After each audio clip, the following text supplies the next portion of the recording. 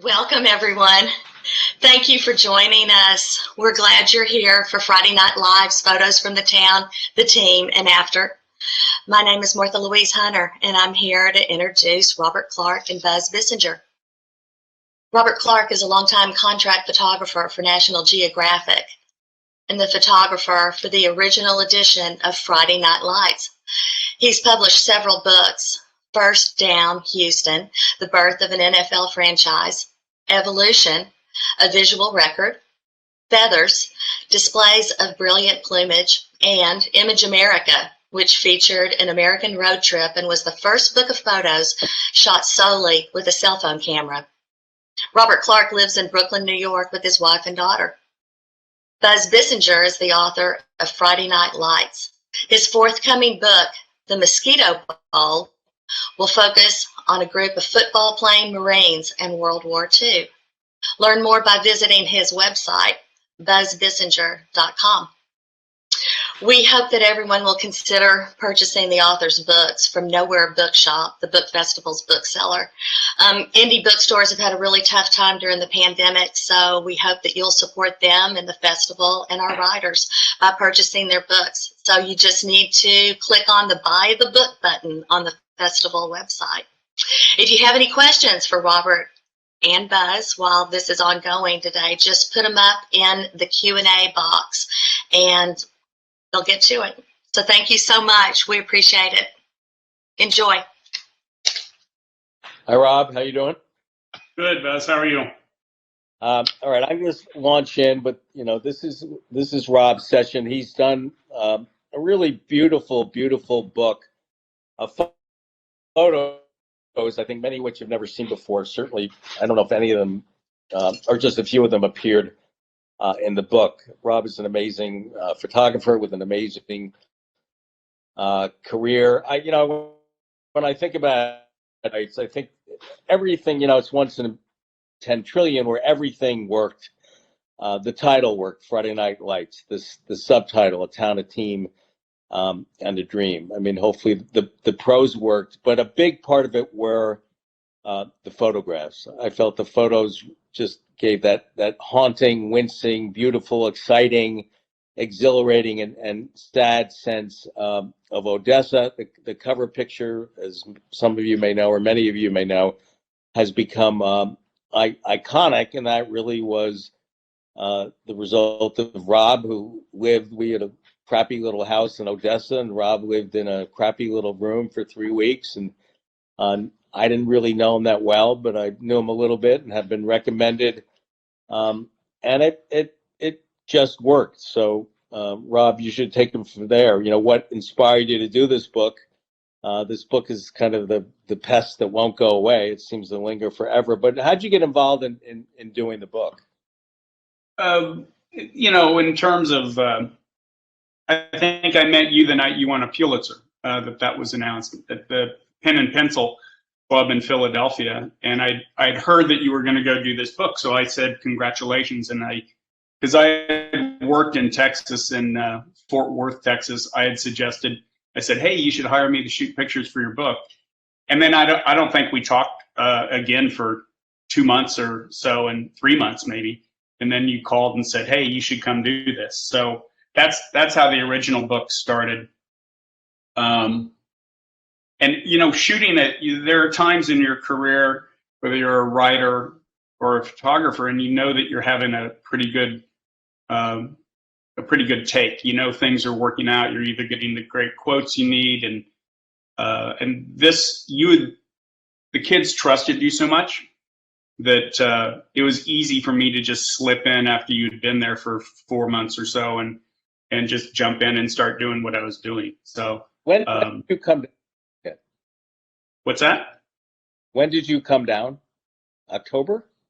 Yeah, I think at the end of September, the first 2 weeks of October. All right. So I was there about 2 months, and had really gotten to know the kids at that point, and we had a good rapport. I couldn't really understand what they were saying because they had the Texas accent, and they couldn't understand what I was saying because I had an East Coast accent. But once we got over that, it turned out to be incredible. And I have to give credit to the publisher who insisted that there had to be photographs. That was Jane Isay was my editor. It was Addison Wesley. They were just doing nonfiction books. Unfortunately, they didn't do them for long because they did some Praying for Sheetrock. There's another book they did. They really did fine quality books. And she must have known that if you got the right photographer, this really, really would incredibly enhance the book. The only thing about the photos is that they were really never done justice in the book because they were so wonderful. And that's why Rob's newest book, Friday Night, is it Lives or Lives? I always get confused. Lives. Friday Night Lives. Well, it's sort of Friday Night Lives too, as a matter of fact. It won't go away. But you know, it's his book. It's Friday Night Lives that really shows just how magnificent. And I really mean this. You know, Rob and I are friends, but he looks younger than I do, so I'm pissed off already. His book really shows just how good the photos are, and I'm convinced that he took one of the best photos that I've ever seen, which I'm forgetting now. It was the photo of Mike Winchell at the pep rally, where it's flanked by balloons, and he's pulled the balloon from his face. Let's talk about that. Is that on the cover? I forget. You know, it's not on the cover. That it's underneath the dust jacket on the cover of the book. So it's used on that. It's that picture of Mike. And you know, it was. I think it's my favorite picture in the book. It's one of my favorite pictures I've ever shot. And it was just a real moment. And, you know, I've talked about this to some other photographers, is I was shooting film back then, and this is in 1988, and you're counting your frames and stuff. And I think there's 2 frames of that. And then I'm off to another situation, and it just kind of makes it more special that it wasn't, you shoot differently with film, I think, than digital. So, you know, talk about that a little bit, because I assume a lot of people watching are photographers and want to get, you know, tips from someone who's made a great career out of it. How is it different? Do you focus more? Do you concentrate more in digital? You say, well, you know, I can take 1,000 shots, so if I don't get that one look, I'll get it somewhere else. How is it different? You know, I think there's a lot of reasons. I think, you know, I learned like the rules of composition, and you're also counting frames, so you still have film when something important happens. And I think because of Instagram and things, I think the formality of photography has changed. You know, I think that it's less formal composition or, you know, rules of third and standard rules for composition. I think that it's much more loose now. But, you know,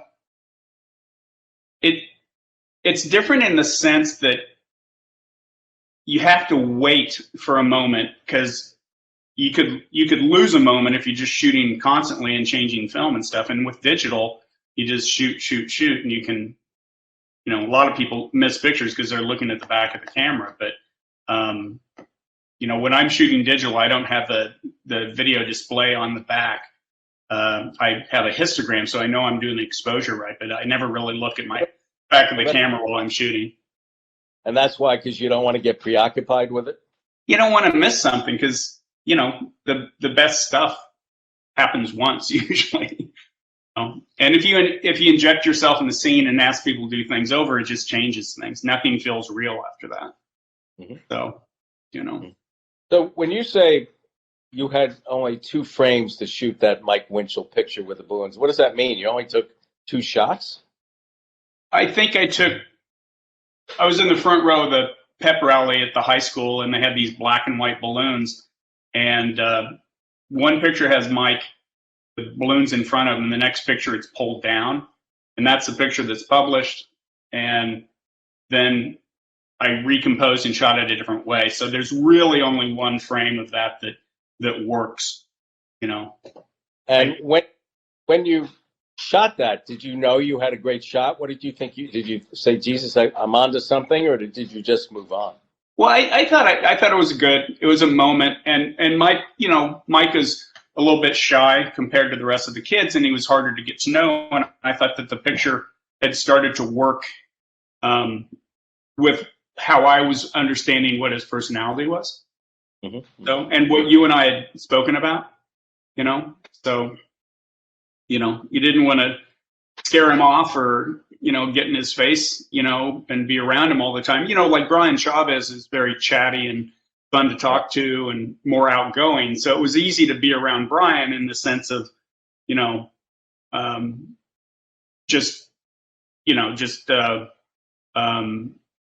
him being not concerned about us being there. Mm-hmm. And just technically, what kind of camera were you shooting with them? I think that was a Nikon F4 camera, and the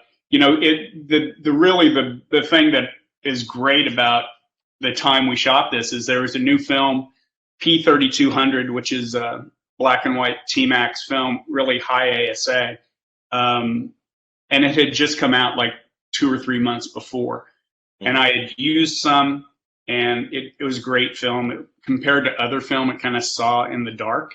And if I had shot this on, Tri-X and then developed it in Accufine and stuff, it wouldn't have had the shadow detail, because this was like, it's got shadow detail in black balloons and stuff. So it was a really good film to capture what we were after.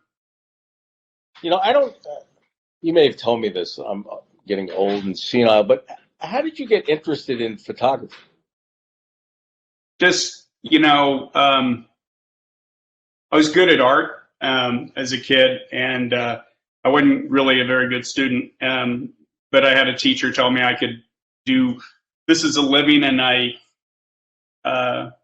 actually got interested in photography because of a book, The Jim Ryan Story, because I was a runner, and there were some really great pictures in it.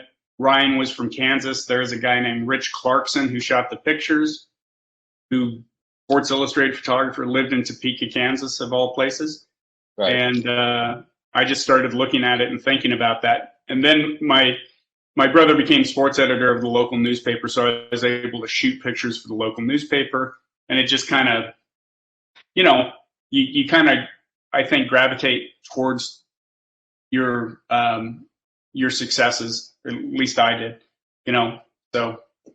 And how did you start out? I mean, did you do photography in college? No, I was doing it in high school. I was shooting from the time I could drive, 16 years old and on. I was, always had my cameras with me and was driving around, shooting pictures, learning. There was a very good photographer at the newspaper in Hayes, a guy named Dan Peak, and he was very inspiring because his work was really good. Mm-hmm. So. And where did you start out professionally? Well, Philadelphia. When I graduated from Kansas State University, I went to Philadelphia, which is where I met you. So I think I was there in '85 on an internship, and I just stayed for like 3.5, 4 years. Okay. What do you have? You mentioned the Winchell picture. You've had a tremendous career. In the book, in Friday Night Lives or Friday Night Lives, do you have a favorite picture? And could you show us? Is there a single or a couple? The fun thing is going back and looking at film and just kind of thinking about, there was so much that didn't get published in the original book. And I always thought that the book kind of, it wasn't printed on good paper and things. But I always thought that there was more to it, visually than we were able to show in the original book. I mean, this is a great picture that I never remember shooting. It's of your kids sitting on the street in Wink, Texas. So we drove over there to look at that, and they're just kind of sitting there, and it kind of shows the desolation of West Texas. And I think Wink was a place it's where Roy Orbison's from, but it's also in like the 1930s, they had a bunch of state championships, but they were paying players from Texas A&M to come play football on Friday nights, and then winning. But, there's a lot of pictures in the book I like. I always like this one of the kids getting ready for school. I thought that was good. They did a 6 a.m. practice, and then they were getting ready for school. And, some of the pictures that I find the most interesting now are really more about the guys being kids and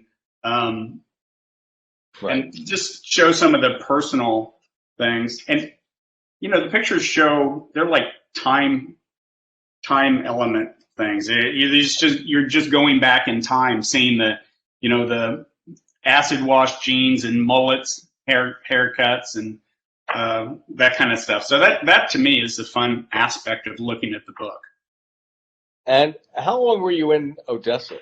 3 weeks, 2 weeks? How long? I think about 14, 15 days. It's amazing that in 14, 15 days you got the kind of photos that you did. Now, I've been there for 2 months, and I've been going to, seeing these kids every day and going to every practice and going to school with them. So I had an opportunity to get to know them, and we had built up a rapport of trust. You walk in, you have a camera, you're gregarious, you have a really good way with people. But how did you gain their trust? And what do you do? Do you try to stay out of the way? In some cases, you're taking portraits. How did you gain their trust? And you also don't have a lot of time. How'd you? You had actually, they trusted you, so in essence, they trusted me. But since I wasn't that much older than them, so I was, I think, 9. How old were you at the time? So that was 88. I graduated high school in 79, so I was like 9 years older than them, 25, 26. But they, part of the job of a newspaper photographer was to go meet people. Every assignment, you were going to meet people, and it's just one of the skills that I think is developed as a newspaper photographer. And the kids were, they're the big stars of their high school. They're used to getting a lot of attention. Right. That's right. It was not easy, but it was like, I had photographed a lot of sports, so I was pretty used to that. But I think we had talked about this. You were although you had some wonderful ones, but you weren't really going for sports pictures here. You were going to kind of capture the feel of a place in a town. I mean, much more kind of a subtexture and subculture. Is that right? Yeah, you told me, you said it's the kids. It's not the game. Right. And I wish I would have shot a little more action, honestly.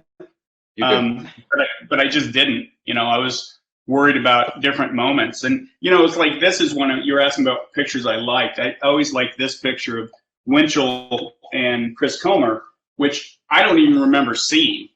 And that's new.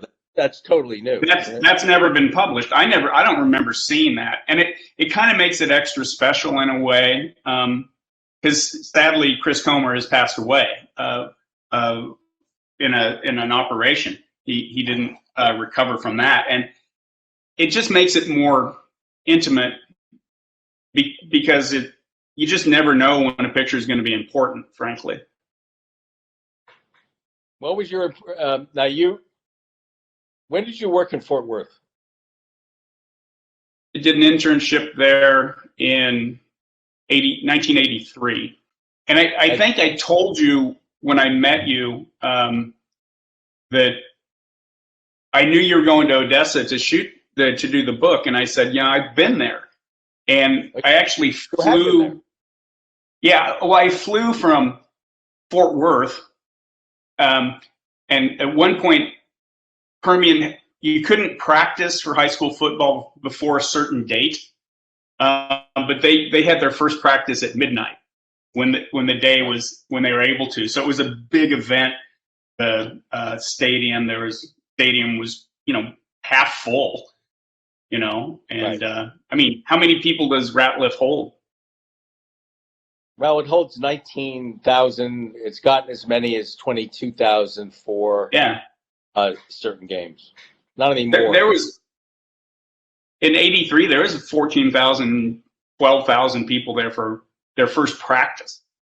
Yeah, well, that's the peak. They were. That was back in the days when they really, really were great. They had an incredible run, and 1988 was the midst of it. They went to the state semifinals, which was good, but not great. Fans got very, very spoiled. If you didn't go to the state finals, it was sort of a disappointing year. The year before, in 1987, they had not made the playoffs, and they went 7-2, and that was it was like not winning a game. But they had a tremendous run. I think, didn't you took pictures, I think, for Steve Lopez, a brilliant columnist who's now at the Los Angeles Times. Is that right, for a boxing piece? Yeah, I had I wanted to do something for the Sunday magazine in Philly because it was such a good magazine. And actually, that started out, I found a kid to follow. His name was Greg Tutt. And I started shooting pictures of Greg. And I actually asked Pete Dexter to write it when he was at the Daily News. I mean, very, very famous, great writer. Yeah, he's great. And I knew his aunt and uncle, so I introduced myself to him, and he's a funny guy. So he didn't want to do it, but he suggested, he goes, go talk to my friend Steve Lopez. And Lopez was a columnist at the paper, and the best newspaper columnist I've ever read, because he really injected himself into the fabric of the city, and I learned and understood Philadelphia better because of his columns. So he said yes, which was great. And I think he was, he's a very close friend of yours. Yeah, we were really close friends, because my recollection is I saw those pictures in the magazine and were, very admiring of them. And I remember asking Steve, what do you think about Rob? And he said, Rob's great. And I said, yeah, the photos were great. So I had always, once the publishers said, we really want photos, I didn't really think of anyone else. Plus, you came really cheap, which was a really good at the time. I know that you probably kicked yourself. You came way too cheap. But I remember those. Those photos. Now, you've gone on to a lot of other things, bigger things. For those of people who don't know, Rob took the best. I sort of hate to say the best, because it was such a hideous day, but an incredible picture of 9/11, of the second plane, I think, going into the World Trade Center, where you stood. Talk about that. That's an amazing. Is that your most famous picture, do you think? It's pretty well known. I mean, it was published all over the world, and it was such a horrible event. But it's a 4-picture series of the second plane hitting the tower. And how did you get that picture? My girlfriend at the time called me. I lived in Brooklyn along the waterfront, and she called me and said a plane just hit the World Trade Center. And the first pictures I shot were from my apartment, so they have the window frames and everything in it. And I think that was at 8:50 a.m. And I ran to the 11th floor of our building and started shooting. And I was on the roof of the building for about 7 or 8 minutes, and then the second plane came in. And obviously, you had no idea that the second plane was going to come in. It's just.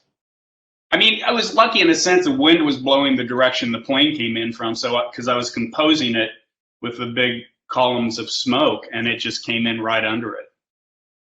When we're journalists, and journalists can be ghoulish. When you took that picture, were you excited? Were you appalled? Were you stunned? Could you believe what you had seen? What went through your head? I was really stunned, and the thing I remember is it. You see it, you shoot it. I think I was on the 24th frame of my roll of film, so of course I just kept shooting, shot a few more rolls of film, but while shooting, the sound came rolling in towards me, so the sound was a little later. So which was just kind of a weird thing, and it was being a kid of the 70s. I just immediately thought it was the Russians. I thought it was the Soviet Union attacking us, which is kind of crazy because the plane looked black and it was dark blue, but it was just it was pretty ominous thing to witness. So. I mean, you obviously witnessed that. Do you ever just have flashbacks about it, about thinking about that, about thinking what you actually witnessed? Well, a friend of mine was on the roof and he was videotaping it, and I told him he got a tripod and put it on tripod, and then about 40 seconds later, the plane came in. So he has this really stable video of the attack happening. And, I've seen that a lot on TV, and it just really kind of takes me back to it, because our framing was I framed it for him, and it's about the same optical length and all that. So it really looks a lot like my pictures. So. Now, tell us about equipment. Were you using a tripod? No, it was a handheld. It was like an F4, same kind of camera I used on Friday Night Lights. And what? Like a 200 millimeter lens with a 1:4 converter. So it was like a 280 millimeter lens. I had a bunch of long equipment, but long glass, but it was in the repair shop. So it's actually probably better that I was on the framing I was on, just because of the way it came together. So.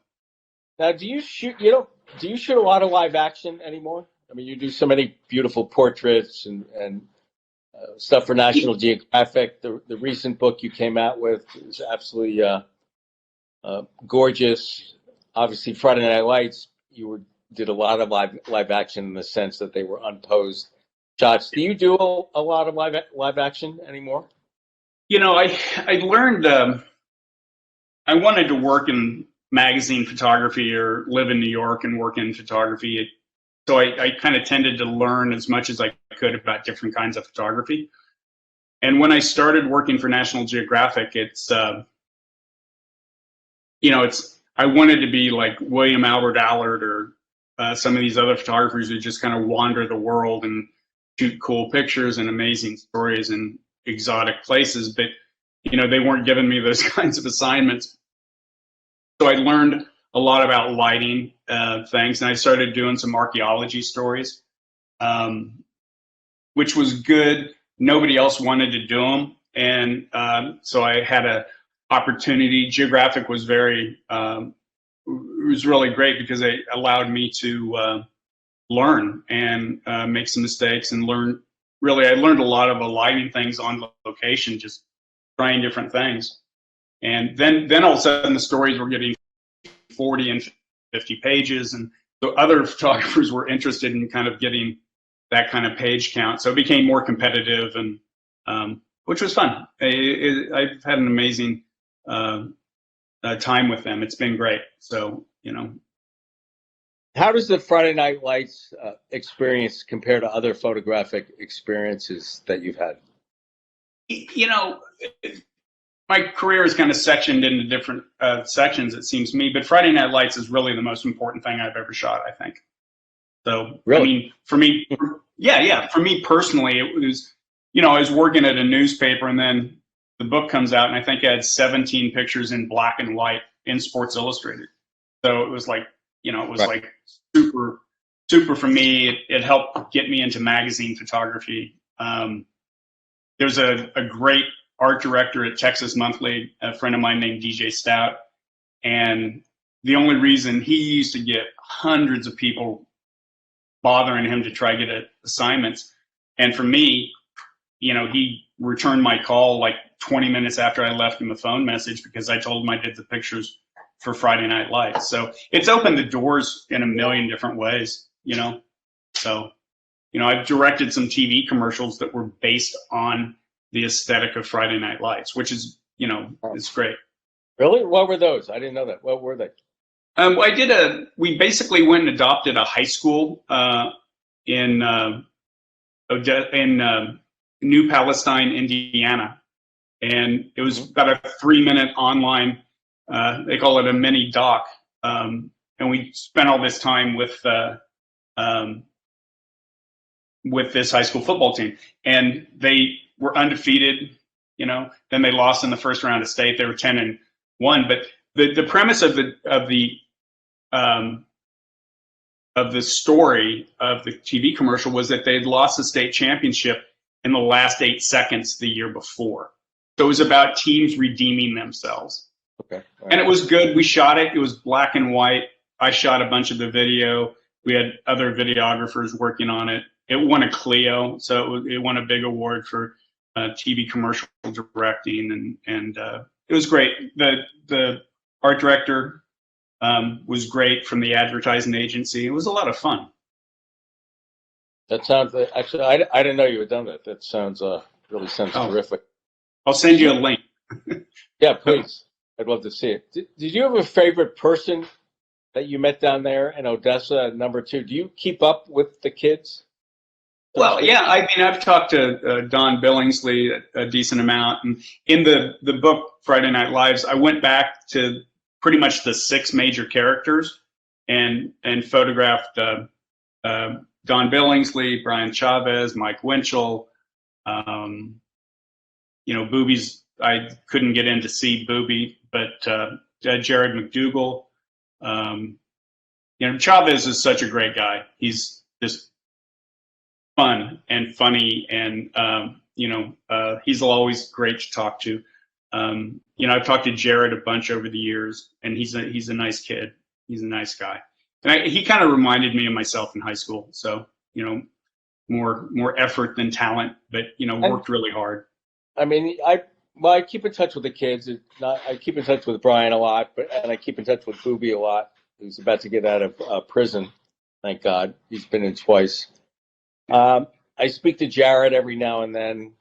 He's had a kind of hard road of it. But you've seen the kids more recently than I have face to face. What's your impression of them? Are they doing the kind of things you thought they would do? Are they doing more? Are they doing less? What's your impression? Yeah, I mean, I think they're kind of, Chavez always said that, it's like Friday Night Lights was their yearbook. And their whole life and their whole senior year was kind of splayed out for everybody to look at. But Brian does pretty much what I thought he was going to do. So people know he's a lawyer in. Yeah, he's a successful lawyer, and they actually just bought a bar. Did it in Odessa? Yeah. Really? Yeah. Yeah. Really? Yeah, Which one? It's called Agave, I think. So. Man, he's got her own. He's a good entrepreneur, Brian, but he's still the same and good sense of humor, great guy. Yeah. He knows how to have a good time. I will say that.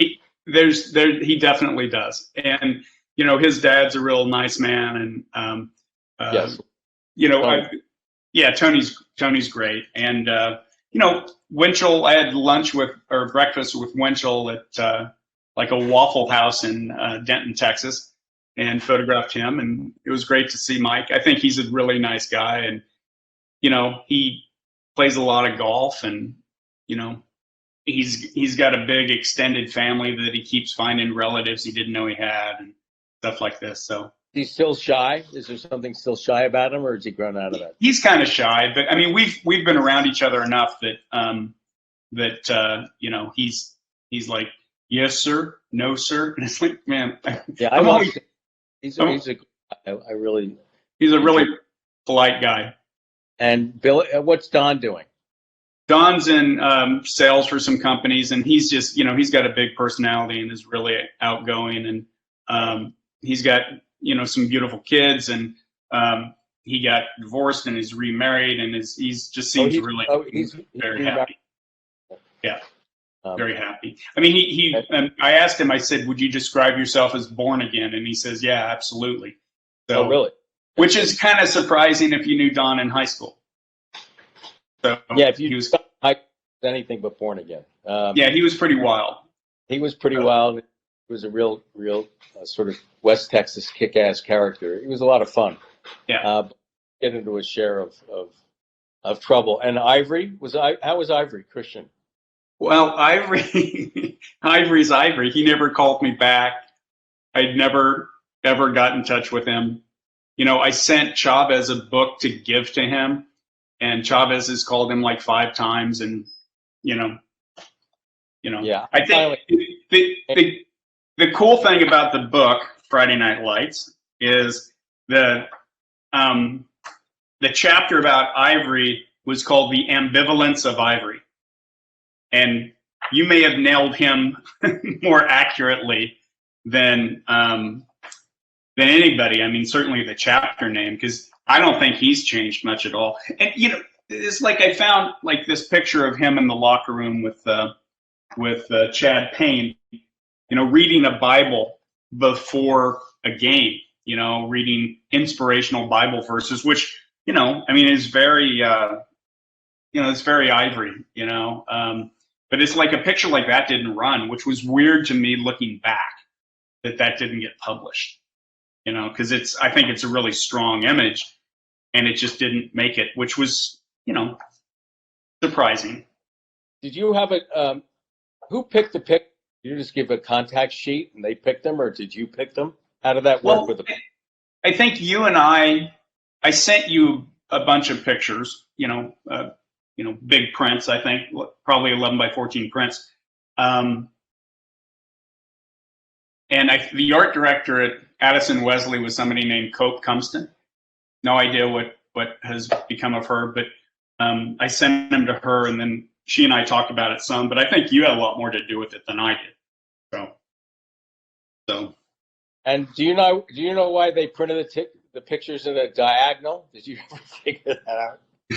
That was a question I did ask. I mean, the pictures were on a page and then they were turned like that. It was like, yeah. Did you ever find out why that was? I just like, sometimes art directors feel like they need to do something instead of just let the pictures be the pictures. So I don't know. And which is truly iconic, the cover. How did that come to be? Do you remember? You had no, just so people know, you have no control over any of it, right? I mean, they could. No, I mean, I was just there. I never asked anybody to do anything again or anything like that. So, I mean, the cover picture was nice because it was, it was the team captains. It was Ivory Christensen and Winchell and Chavez walking out for the coin toss before the game to see who kicked off and who received. And they just did it, the first game I covered was Abilene Christian.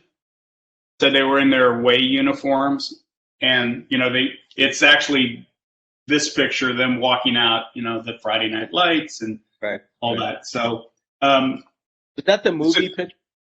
No, this was my picture from the, whatchamacallit, the Abilene Christian game. Okay. All right. Right. Okay. So, and that's an away game, right? Yeah, an away game. Yeah. Okay. And I knew they were going to do it, and their home uniforms were black, were just better. They were just cooler, and I knew they were going to do it again at the home game, and I just followed them out to midfield.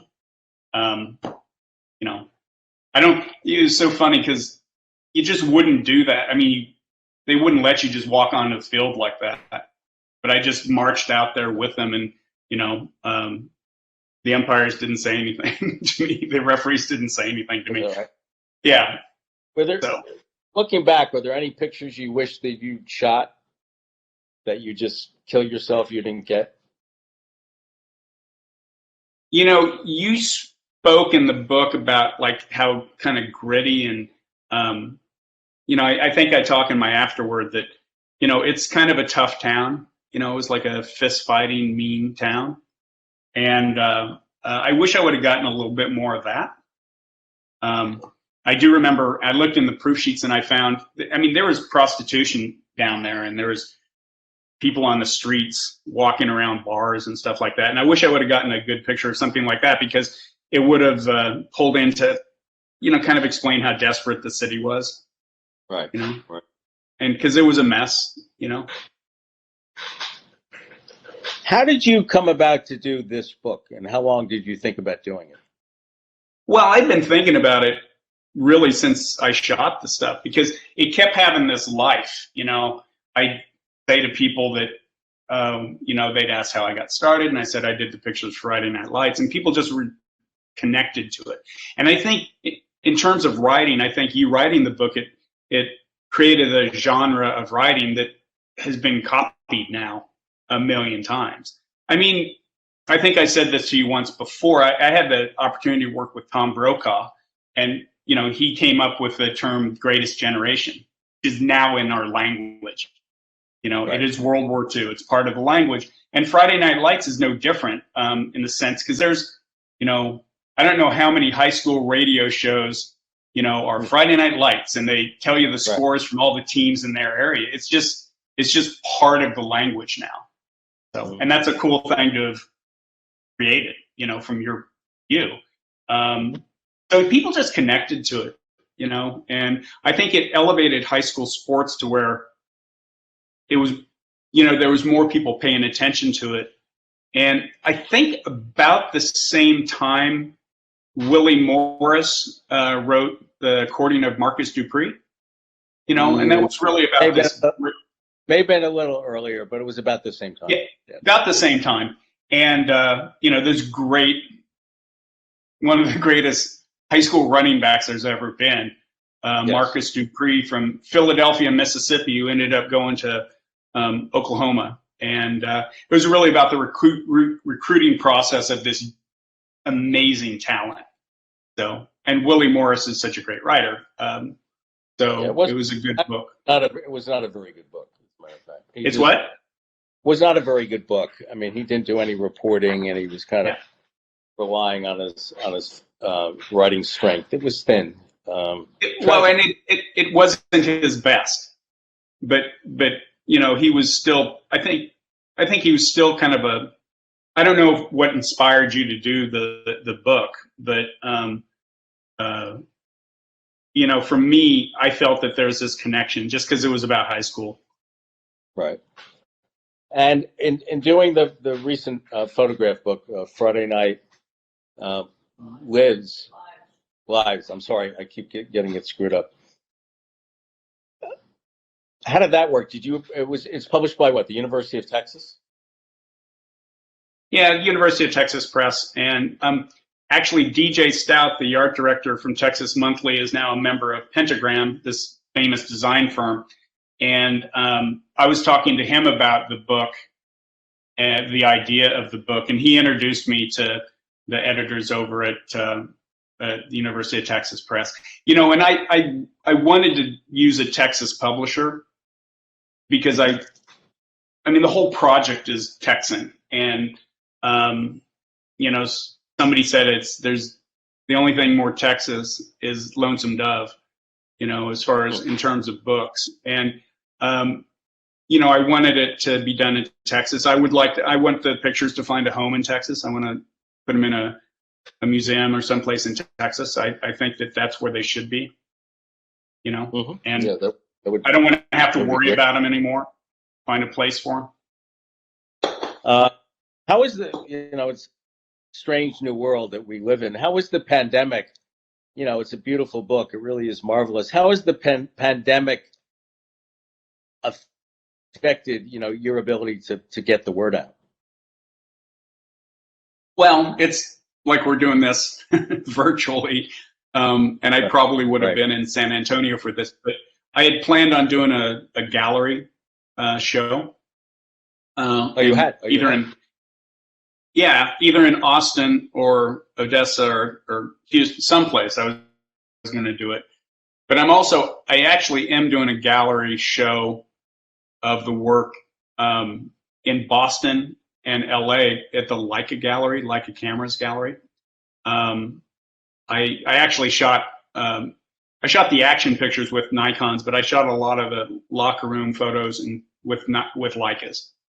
So, you did? Because you're really quiet. You're in the, and actually you shoot a lot more succinct, just slower with a Leica because they're hard to use, but they're super quiet.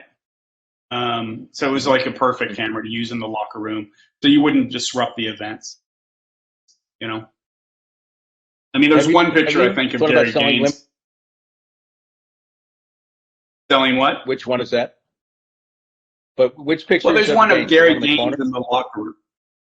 Yeah. That's a great. And he had just lost to, Midland Lee, their arch rivals, and it's devastating. And I'm in there, and he's alone, sitting in the corner, all dejected. And I shot one frame, and one frame. You couldn't hear it. It was shot with a Leica, yeah. The lighting in that picture is amazing. I mean, it's just, and he's in the corner and he's like looking like this. It's just, there's so many different hues. It's really an incredible picture. Have you thought about selling limited prints or the original prints? I mean, is that something you? Yeah, I do sell prints. So, and you know, people who are sports fans have, you know, come along and bought prints from me. So it's something I've done. Yeah, it would be a great gallery show. What are you doing now? You know, the cool thing about the Leica gallery shows, they're going to be in October, and there are some pro football players who've become photographers after that. So we're going to have my work, and then there's going to be some pro football players, some of their work. Oh, cool. So it'll be kind of nice to do that. That'll be really cool. What are you working on now?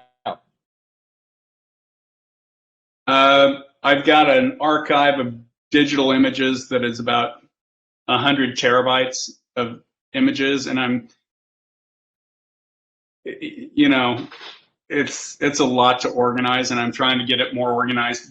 Geographic has got a very, as you can imagine, because of the number of pictures, very specific file naming protocol. And yes, since most of my work has been done with Geographic,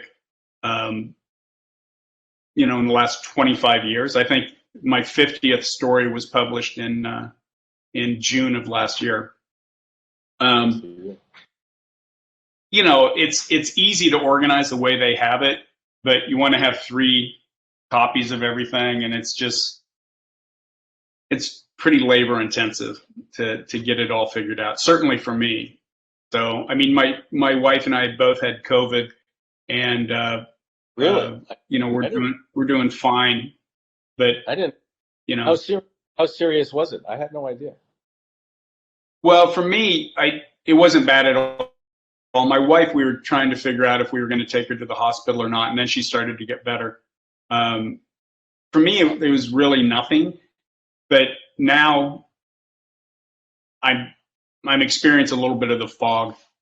Harder for me to pay attention to things, and I'm pretty easily distracted anyway. So, but this has not been helpful. How much camera equipment do you own?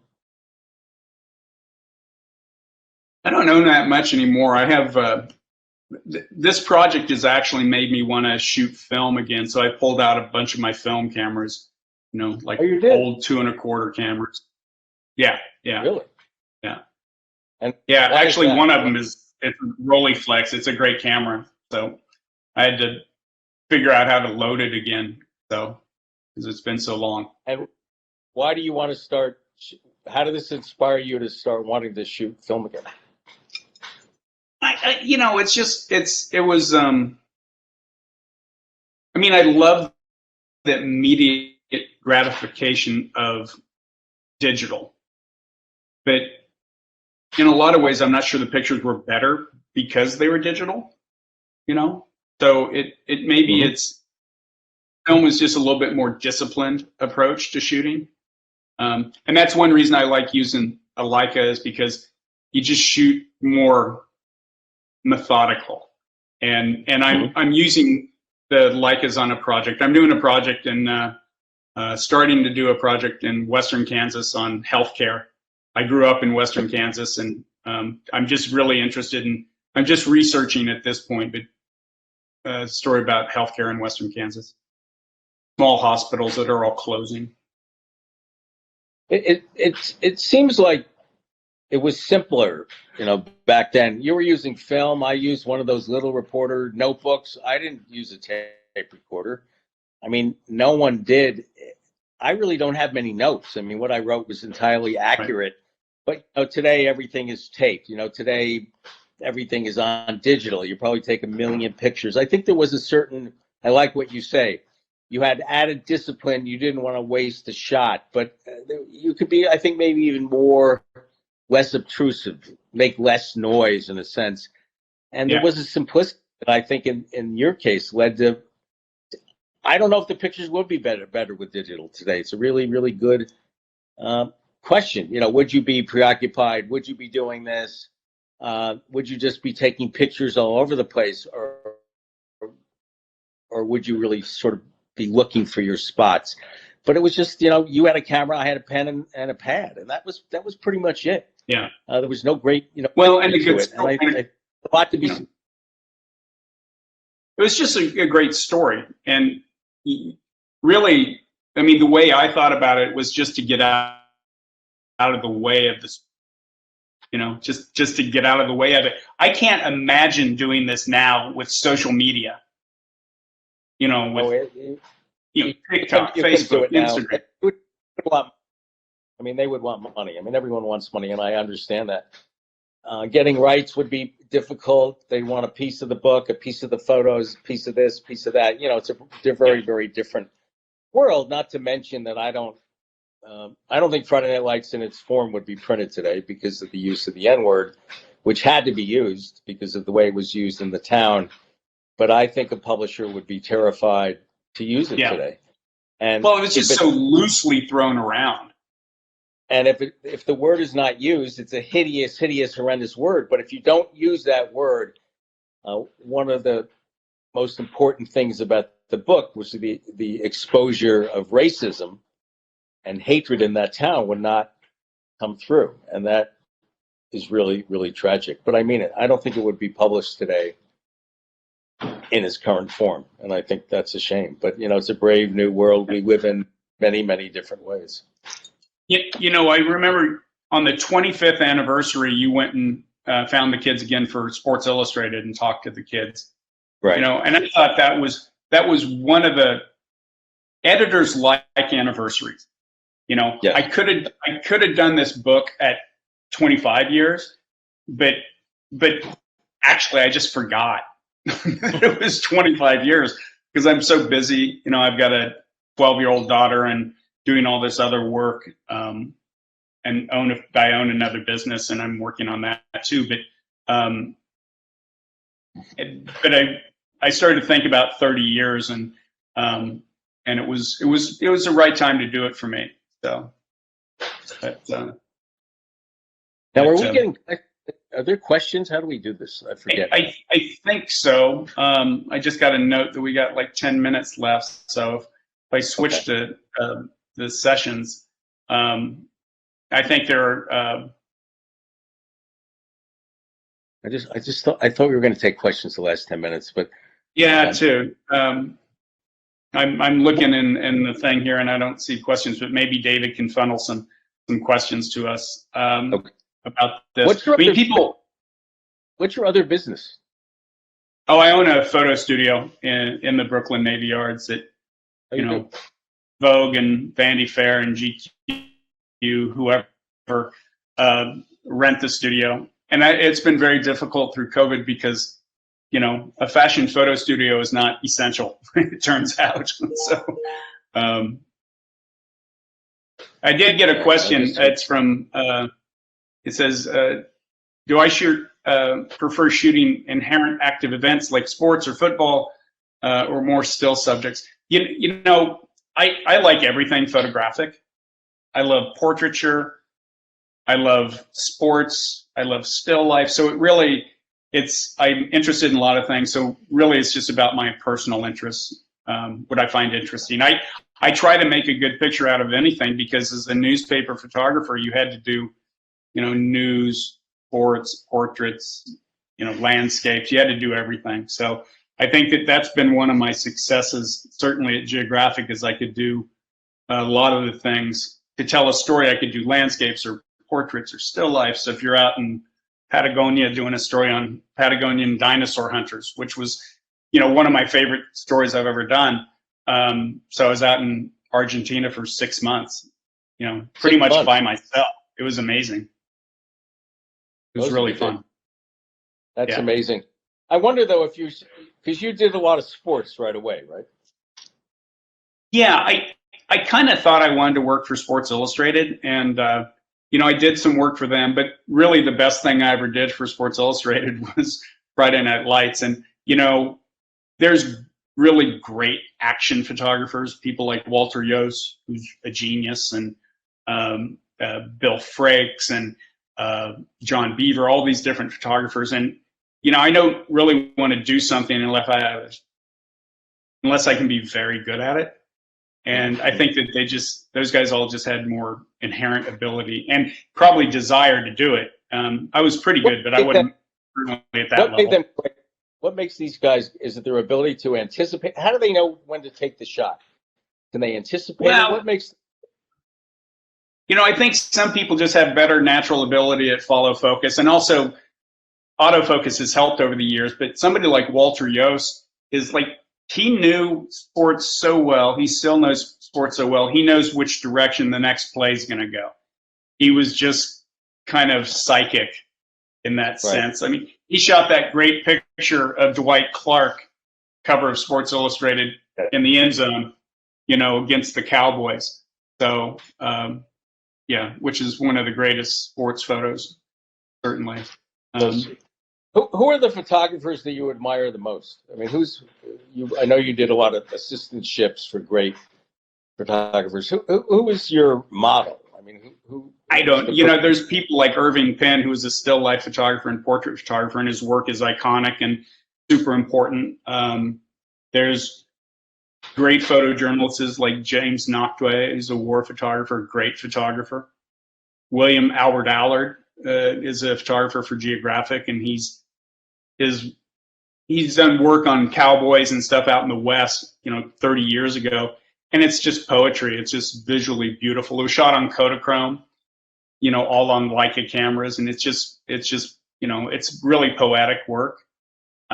There's a lot of younger photographers whose work I like. A guy named Christopher Anderson, who's a Magnum photographer. I think he's an incredibly talented photographer. There's a lot of good people out there that, I find people inspiring, whether they're well known or not. Just sometimes the work they do is so direct, and it's interesting because there's been a big shift in the profession. There's a lot more women, a lot more minorities, and I really like seeing the representation of those cultures from people from those cultures. And I think that's one of the important things that's happened with Black Lives Matter and some of these movements, that it's kind of how in rap music, the use of the word, the N-word is it's okay when it's a rap artist or an African American artist using it, because it's their word, they're owning it. And I think that a lot of times these people are owning their own coverage, which I think is great. So. Are you, now you've always been very prolific. Do you feel yourself slowing down at all? I'm actually just shifting into some other things, some video work. I'm actually working on a documentary about Friday Night Lights. So, we're going to try to do a documentary for it. So, on you. That's not going to happen. but on the kids, going back and talking to the kids some.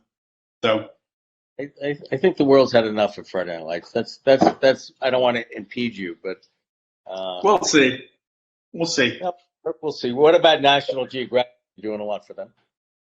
I don't know. I've done 50 stories for them, and the older you get, I just turned 60. So the older you get, the harder it gets sometimes. And how's your family? They're good. They're good. My wife works at CBS and has a great job, and my daughter's loves math, and she's 12 years old, and cool. she's done the isolation thing very well. She's been very happy. Compared to most kids, so I don't think we have much time left, but I just want to say again, I always get it's Friday Night Lives, is that correct? Lives. God, what's wrong with me? That's because I'm 66 and stupid. Be quiet, my wife is chastising me. Anyway, it's a beautiful book. I'm not saying that because I'm biased. These are a lot of pictures that have never been published. It captures to me the kind of beautiful, haunting, desolate mystery of West Texas, as well as the excitement of football. It's got everything in it. Incredible portraiture, incredible landscape, some live action. It really is a special, special, brilliant book. And I urge anyone, forget liking the book or whatever, anyone who likes photography, it really is a book worth having. So I think they want to get us off. But Rob, it's always a pleasure. It was nice to talk to you, man. Thank you, Buzz. I appreciate your time. Okay. Bye.